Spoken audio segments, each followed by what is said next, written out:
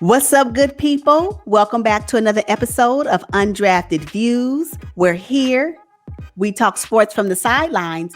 And today we're going to talk about the Brooklyn Nets and what we've noticed so far in their season. Let's get into it. So the Brooklyn Nets are currently ninth in the Eastern Conference with a record of 5-5. Some of it, hey, I get it. Steve Nash is still trying to figure out his lineup, but some of it has been involuntary as well. What? Uh, Involuntary? yeah, he's had to make some changes to the lineup that were against his wishes, of course. Of course. I mean, I'm quite sure he couldn't foresee that someone on his starting lineup would be in COVID protocols, Kevin Durant. And I'm quite sure he didn't foresee that Kyrie Irving would not make a couple of games due to personal issues. So, yeah, it makes sense. Mm-hmm. But again, remember, part of the narrative was that everybody in the Brooklyn Nets can be a starter, even the bench. So now what? Ooh, okay. All right. Okay. So what they're missing with Kyrie out right now is about 27 points, 5 rebounds, and 6 assists. However, Caris LeVert is a nice replacement. He is. Caris LeVert is nice. He's a nice replacement, and he had to be that same replacement in the bubble. Yes. May I remind everybody? Once again, Caris LeVert to the rescue when Kyrie Irving is unable to make it. Carry on. So Caris LeVert went absolutely off against the Memphis Grizzlies without KD and Kyrie. He logged 43 points, went 7 for 9 from the 3-point, and had 5 rebounds and 6 assists. However, it was against the Memphis Grizzlies and without Ja Morant, and the Nets lost.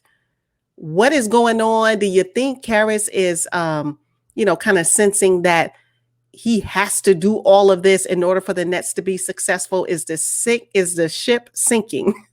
I hope not. It is one game, considering that they were actually able to win the 2 prior games. I mean, one of them was with, I want to say was with either KD or Kyrie was in that one. And then the other one that they won prior to the Memphis game, they won that one and Caris was starting on that particular roster as well. So I don't think the ship is sinking. I think it's just one game. I mean, they won the 2 previous games. So, you know what? Let's think about it. Nets was losing when KD and Kyrie were on the floor. Uh-oh. Whoops. So what? They 5 of 5 right now. So excuse me. You cannot put all that on Caris's shoulders. Nope. Okay. Okay, but you know what? There's a lot of pressure now being ninth in the East, and there was so much hope. And I actually have them at the top of my Eastern Conference standings. It's my pre-prediction, Yeah, I did too. And so I had high hopes for them as well. Again, we know that it's still early in the season. We are clear on that. But I did not expect them even early in the season to be ninth. I just didn't expect it. Yeah, I know, right? And not only that, I didn't expect them to be ninth, but I also did not expect them to lose the games that they lost when they had their superstars on the floor, KD and Kyrie. So I don't know. Yeah, they did beat the Sixers. And I think part of the problem now is that Steve Nash, because he's trying to figure out, okay, well, who he wants to start. There's no continuity. And then you have Bruce Brown starting over Joe Harris, who is your sniper from the perimeter. And Joe Harris. I'm okay with Joe Harris coming off the bench, though. I think that they need that type of reprieve when you want to sit your superstars down, because for a fact when you sit down either Kevin Durant or Kyrie Irving and you put in Joe Harris, that the production level will still be high. So for me, him coming off the bench is okay. Okay. Well, I don't know. I actually think he needs to start because for me personally, I like to put all my weapons out there at once. Let's just go up by 50, 60 points and then give my starters a break, have the second unit come in and try to maintain that. And once they start slipping a little bit, then put my starters back in for the final blow. I don't know if that strategy is as successful as it deems to be, right? Because once a team is up a lot of points, it will take one missed shot for the momentum to shift. And then you got the team that was up scrambling, and now they're playing reckless ball in order to win the game. So I think that coaches have to balance that thought process out if they want all of their snipers on the floor at once, and people coming off the bench should be able to maintain. Well, guess what? The other team knows that too. And they know the bench. The other team knows the bench. So they're probably hoping that you put in your bench eventually so then we can come get this lead. So it can Well, go the thing both with the ways. Nets, the thing with the Nets is how can you know their bench when you don't even there's no guarantee of who's going to start the game, who's going to show up, who's going to be available. I mean, right now you got Taurean Prince at starting small forward for TLC. I don't know that was a good move. Yeah, I don't think they know either. What they were banking on, and let's just be honest, is that KD and Kyrie will be able to play every game. That's just what it was. That's what it was, because they knew that if KD and Kyrie plays, then the Nets should be able to sail through the East. But that's not happening. So you have to use Steve Nash, get together with Kyrie and KD. You know, y'all collectively trying to coach this team and figure out what your starting lineup is going to be. Because y'all need to figure that out now. And we're talking about you guys are 10 games in. We'll be 11 soon. Or 12, depending on when you watch this video. So what are we waiting on? Yeah.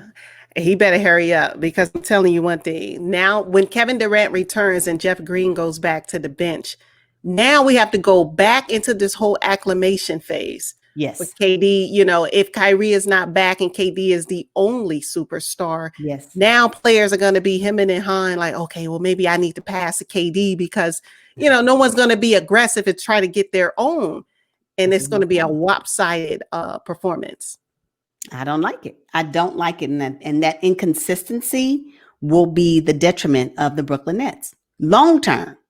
Mark my words. So we will have an issue where if they don't fix that, continuity, chemistry, whatever you call it, they don't fix it now. If they do not win at the end of the season, people are going to be singing. And all of a sudden, what went wrong, people don't forget. So they just need to figure it out. They're 10 games in. We talked about in the previous episode that there's a point in the season where it's no longer early. Right.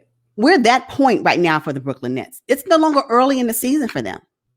And if they cannot get what their starting lineup looks like, and hopefully KD and Kyrie will return so they can kind of get some type of normalcy back into their starting lineup, then we're talking about 20 games in. Oh, they're still trying to figure it out. Too late.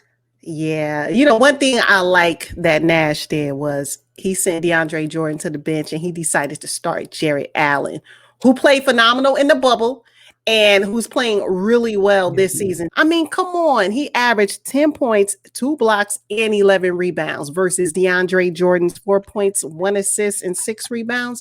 I mean, it was a no-brainer. No-brainer. And I know that KD and Kyrie made allowances for DeAndre Jordan to come join the team. But I'm going to need DeAndre Jordan's role to be like Udonis Haslem and sit down on the bench. I can't. You not going, your time, no disrespect, but your time, DJ, it's done. Yeah. For this season. Maybe you'll pick it up next season, but right now, Jared Allen, I want him always to be on the floor. That man is amazing. Right? Yeah. DJ's best days were with the Clippers in Lob City. I mean, hey. It's true. You know, and it's okay. It's okay. You know what? Again, ride the bench when Jared Allen want to get some water, you come on in. You know, let him get a few seconds of rest. But when he ready to get, you done, Jared? You rested? You good? Okay, I need you back on the floor because DeAndre ain't the man. No, he ain't the one. No. I'm like, do not start. That should be next to his name on the roster. Do not start. So you can play, but you just can't start. Yeah. Because usually when KD and Kyrie, he's part of that third option, right? No, it should be KD, Kyrie, Jared Allen. Yeah. And that's the best thing that Nash has done all season. You know? Agree? That's one thing that's been constant. And I think everybody can agree that Jared Allen should be starting at center. Yes. Mm-hmm. You know, it's one thing that I want to mention about Karis LeVert. I think that Karis LeVert could potentially miss out on his opportunities to start following up or being on a team with KD and Kyrie, right? Mm-hmm. So his ability to play the point has been successful. We just talked about what he did in the past few games when he had to lead the team. I don't know if anybody on this that's watching this right now watched him in the bubble. I mean, he did it when he stepped in again to replace Kyrie because Kyrie was unable to make it to the bubble. But if Karis LeVert does not start, and I know he will not, as long as you are on a team with the two superstars, Mm-hmm. you need to find someplace else to go.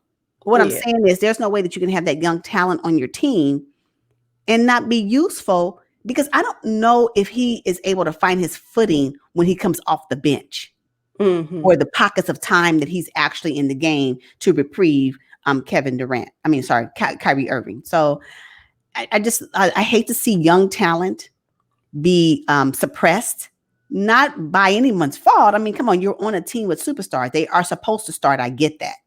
That's why it's important that young players find where they're supposed to fit. Yes, you want to be on a team with the Nets, and you potentially may get a ring.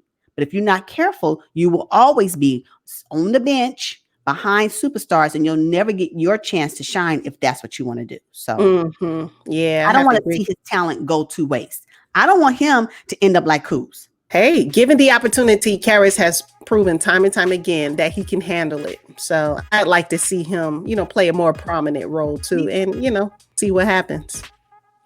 I'm rooting for you, Karis. Yeah. All right, you guys. Well, we are going to wrap this episode up on the Brooklyn Nets. So far, they're average, right? They're a 500 team. I'm expecting them to make a huge jump as the season progresses. I still have them at the top of the Eastern Conference. I mean, I don't care. I'm still riding with them. Good. Good. But it's no longer early. I'm not using that term when I'm talking about the Brooklyn Nets moving forward. It is not early in the season for them. We're mid-season. Get it together. Okay. All right. All right, you guys, drop down in the comments and let us know what you think. Make sure you subscribe to this channel if you like this kind of content. And until next time, we will see you guys on the next one. Bye. Peace, y'all.